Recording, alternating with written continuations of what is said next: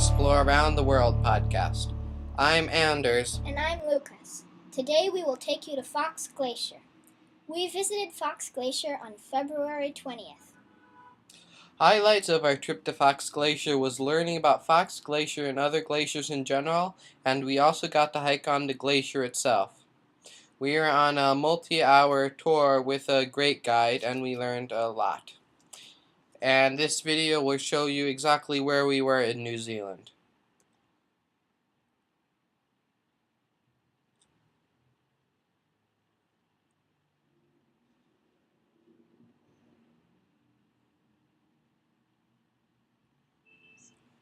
And this is actually of the town Fox Glacier itself.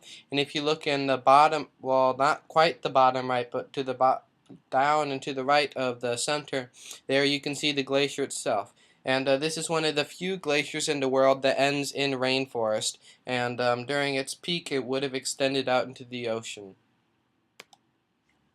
And so I got this image off the Fox Guide's website, and it's a really good example, well, showing how glaciers work. And then so at the very top there, the snow falls, and then it turns into the ice.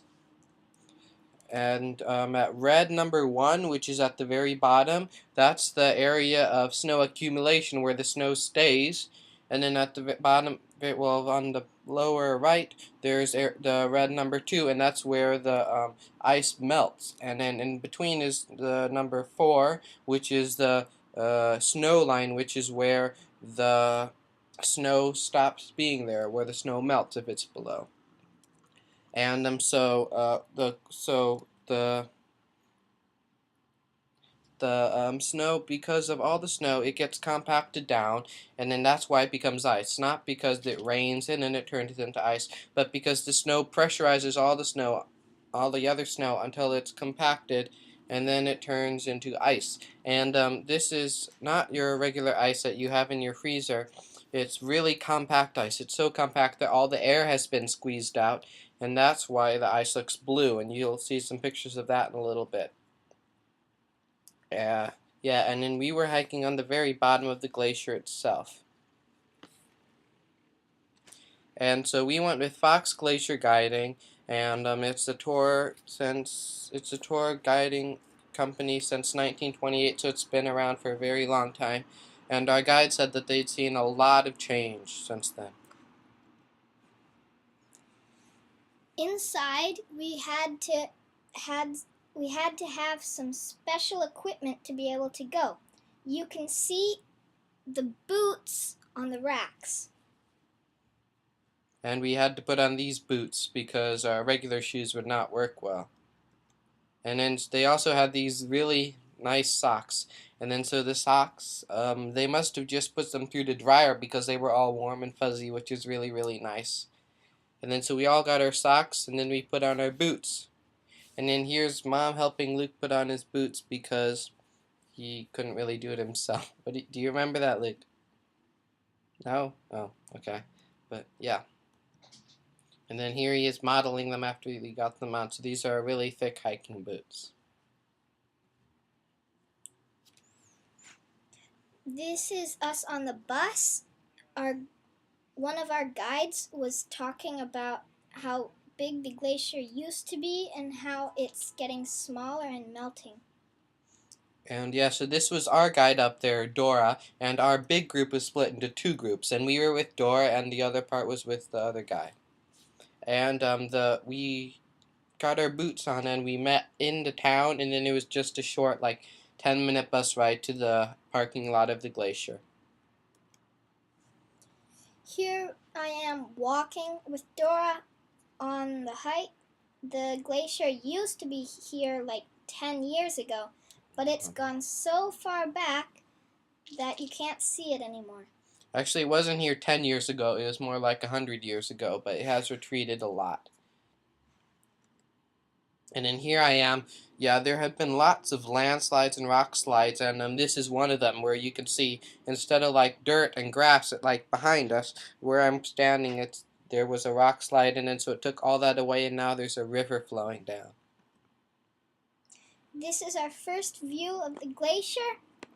You can see at the top where the glacier comes around, and then you can see in the center of the picture the terminal face where some ice falls down and melts into the river that goes down. Yeah, and that's the river there too. And the terminal phase is the ending point of the glacier. And then there was also this really big hill we had to climb up, which was kind of tiring, but we had to climb up. And then when we got to the top, we had a really great view of the glacier.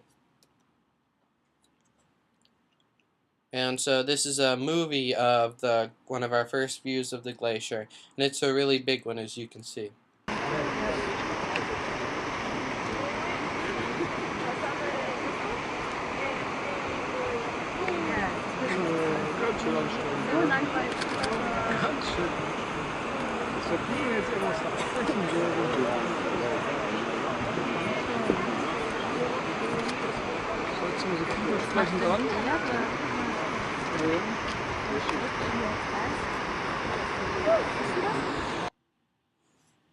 Yeah, and at the very end of that, there's the start of the Fox River.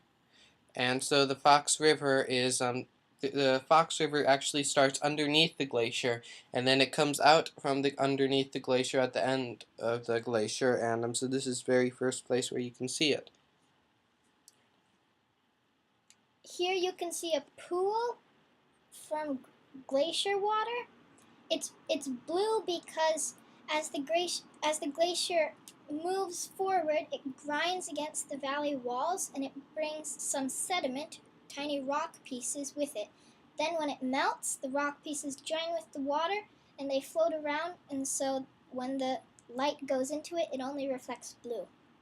And yeah, this is very special to glaciers, and that's the reason why the glaciers are blue. Well, actually, why the glacier water is blue. And yeah, and behind you can see the river, and the reason the river is gray is because there's so much sediment that instead of being blue, it's turned kind of gray. And so this was one of the warning signs, and there were lots of warning signs. And that park ranger there, he's actually just a cardboard cutout, basically, that they put there. But so what's on this sign that it's warning about? There are 4 things. The first one is ice fall. So let's say you get too close, and then if there's calving, which is when some of the ice falls down, it could fall onto you and squash you. And then another danger is rock fall, which is when rocks might fall down from the cliff or something like that.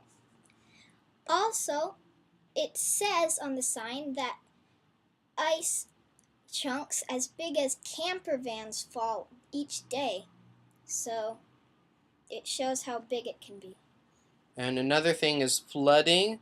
If for some reason a lot of water inside the glacier becomes free. And then another thing is a river surge, which is that it's basically like a flood but a lot faster. And there's also a little news article back from 2008, I think, which is when 2 tourists were killed after they went beyond the barriers, not as part of a guided tour. But we were allowed to go past the barriers because we were with a guided tour. We were even allowed to walk on the glacier. Which was really fun, I have to say. And this was one of the many signs posted to keep regular people back. This is Dora, our guide, explaining how to use crampons. And then so crampons are special things that go on the bottom of the boots. And so, do you know what they do, Luke? Yeah, they dig into the ice so that, because ice is slippery, they can help you have traction so that you don't fall. Yeah, so you're not slipping around like a giant ice rink. And so, yeah, and then we had Sears Papa getting them out of a bag, and you can get a closer up view. And then so there are 6 tongs, and then they dig into the ice, and you kind of have to stamp down to get them to dig in, but we got used to it. I had some trouble because my shoes were small and the crampons were big, so they kept sliding around. Eventually, we got them fixed, though. And then here I am modeling them. And so you can see on my right foot how they're in the center of my boot, and so when I walk they would dig into the ice and keep me from slipping. And then so this is the stairway up onto the glacier. So this is at the very end. Then so we have to walk down some rock, and then we can walk up. And I'm going to talk a little bit about Fox Glacier now.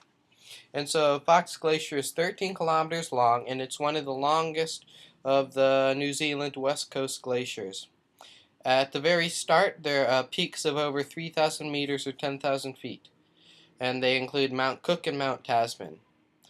And the glacier falls 2,600 meters or a little over 8,000 feet when it comes down. And New Zealand's West Coast glaciers are very unique because they're probably the most accessible glaciers in the world, and they end in rainforest just 250 meters above sea level. And yeah, this is very special, and it's a part of the Southwestland World Heritage Area.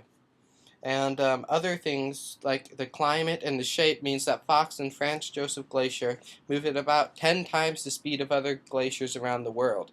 Franz Josef Glacier is another glacier nearby. We decided to go to Fox because it was cheaper and because Franz Josef was closed. Yeah, you've probably heard of Franz Josef, but Fox is like very close to it.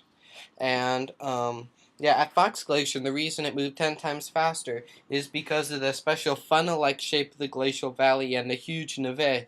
The névé means the snow accumulation area at the top. And so, yeah, névé is where the snow falls and where the snow turns into ice. And then, so the névé is 36 square kilometers, or bigger than the biggest city on the South Island. That's pretty big. Yeah, and then so glaciers also constantly advance and retreat because of the very delicate balance with the snow and the temperature and stuff like that.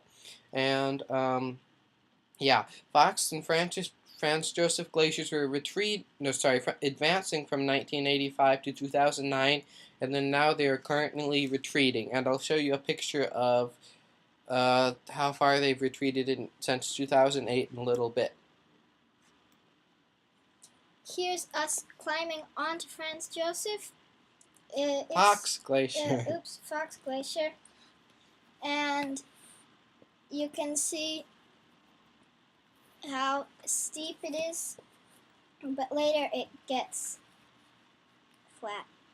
And yeah, an interesting thing that you can't see in this photo is that on the side of these stairs they have dug gutters so that the meltwater could flow down them. And so yeah, the ice is melting on the top because of the air temperature, and so they have to have people constantly picking away with pickaxes to keep the steps there instead of melting down. You can see a video of that later. Yeah. And then there are also crevices all over the place. Crevices happen when the glacier gets into a smaller space or a bigger space. The ice decides to either get closer together, and then when it rubs, it cracks. And so the cracks can be usually from 10 to 40 meters deep. That's pretty deep. And some of them even go to hundreds of meters. And yeah, they're caused by just the shape of the valley, because glaciers are ice, and ice is a solid, and valleys are not like a straight line. They curve around and bend. And then so the glaciers are constantly curving and bending. And kind of like straws, when they bend, they get cracks, and then they change shape a little bit. And another thing, here, Luke, can you explain about the French? Oh, the French people, for some reason, they were very interested with glaciers. So they were the ones who got to name everything about them. So crevice is from crevice in French. That means? Which translates to crevice in English, because it's basically the same word. I think we got it from French. But there are a lot of different French words in glaciology. Here's Dora picking away at the ice so that we would have an easier time getting up. It was pretty hard still. And oh yeah, this is the picture I was talking about a little bit ago. So you can see all that gray area with rock. That is where the glacier was in 2008, which was only 5 years ago, and then it's retreated a lot since then. You can even see the bridge they used to get on it. Yeah, at the very edge of the forest there's a bridge they used in 2008, and then here's an arrow that'll point it out. Right there. And so, sorry the screen is kind of fuzzy, but there you can see the stairs right next to that big boulder. And then so back 5 years ago they used to get on the glacier from that. And it's retreated a lot since then, which is really amazing. Here's us walking and waiting for Dora to get some stairs ready for us to step on. Yeah. You can see how small the path is and how big the glacier is. Yeah, and then so this is the other group that was with us and some other people too, and you can see the path on the right where we got onto the glacier, and then you can see the valley behind, which is really cool. And several rock slides too on the left. Here we're walking and you see there's a line made out of rocks. That was put by some of the glacier guides because it was dangerous to go past there. Because on the other side of that you might slip and fall down, and then there was a really big crevice there, so you would fall down. And they might not be able to get you back out, and then so we always had to stay on the other side of them.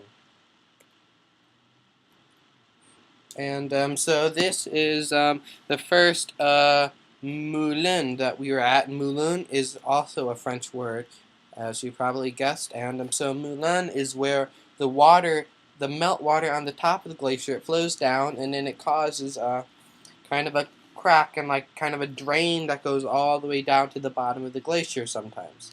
And so yeah, these have really cool formations, and also the wind as well as the water can shape them. Moulin is named after the French word for mill because it goes in a spiral on its way down. Although Dora, our guide, said that she thought toilet is a better word because that's kind of what it is. And then so this is a picture of the really cool ice formation there. And at the very bottom, on the very bottom, there's some of the water you can see. And here's us walking. You can see at the top of the glacier, that's actually not the top. That's actually just a bend. It extends something like 5 kilometers past. 13 kilometers. It's 13 kilometers all the way. And so probably like maybe another 10 or something from beyond that.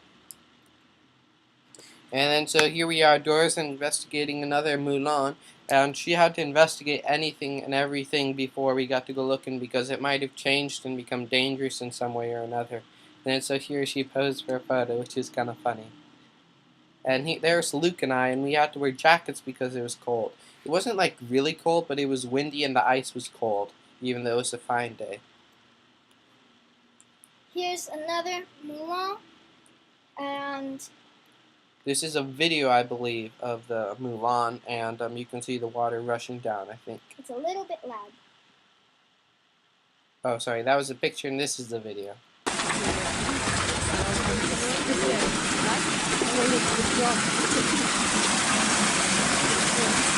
Yeah, you can see the water there.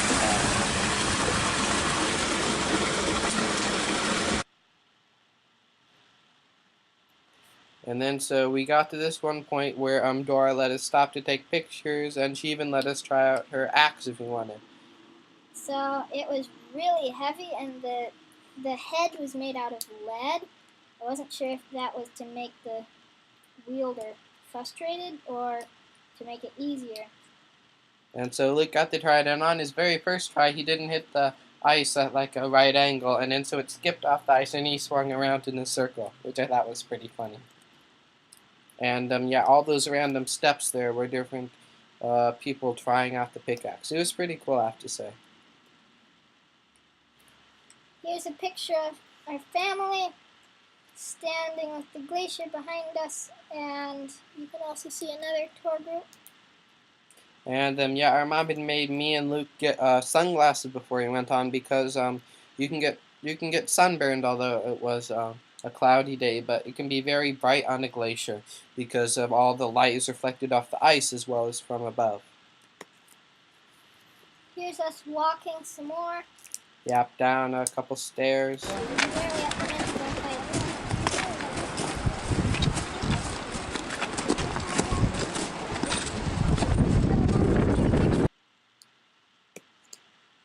And here Luke and I am going up some stairs again. I think this is a really cool picture.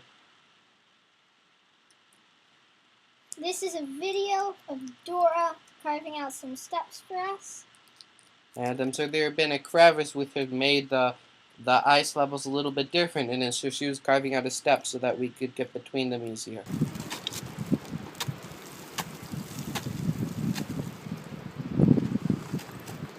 And she had to check underneath to make sure it wouldn't break and fall down.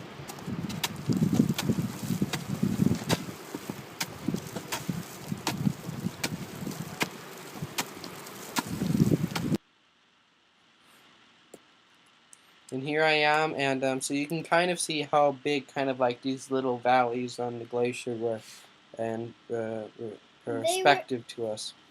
They actually, some of them used to be crevices that when the glacier went into smaller spaces, they filled up again.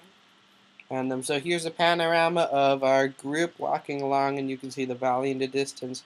You can see how like kind of incredible and varied the surface of the glacier is here. Here's us walking again.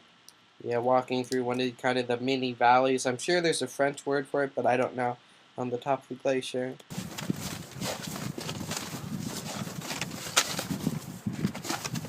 And then so you can see how big it is. And yeah, that was really cool.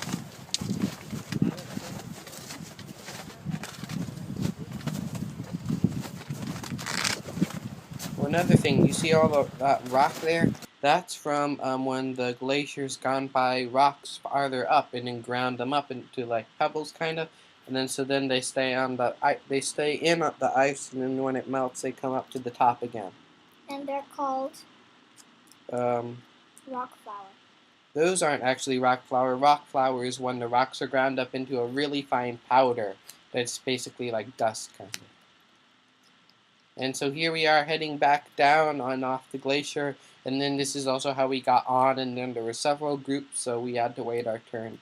And that was the end of our glacier trip. I have to say it was really fun, don't you think so? Yeah, it was definitely. And at the end, when we got back to the base camp, the base, we all got certificates that said we got to go on the Fox Glacier. Anders will read them out for you. And so this it is. So the background, there's a really nice picture of the glacier and some people on it. And then it says, "This is to certify Lukas," and Dora wrote in his name, "did visit the mighty Fox Glacier, did brave the inclemency of the southwestern climate, and did endure the rambling discourses of the guides." And it's signed by Dora, and it has the date, and I think that's pretty cool.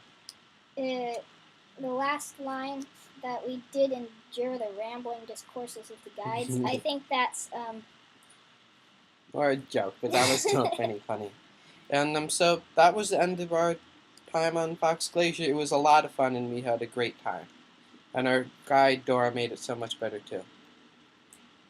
So here are the credits. Thank you very much. And thank you very much. And if you want to check out our blog site, go to 4Explore.blogspot.com.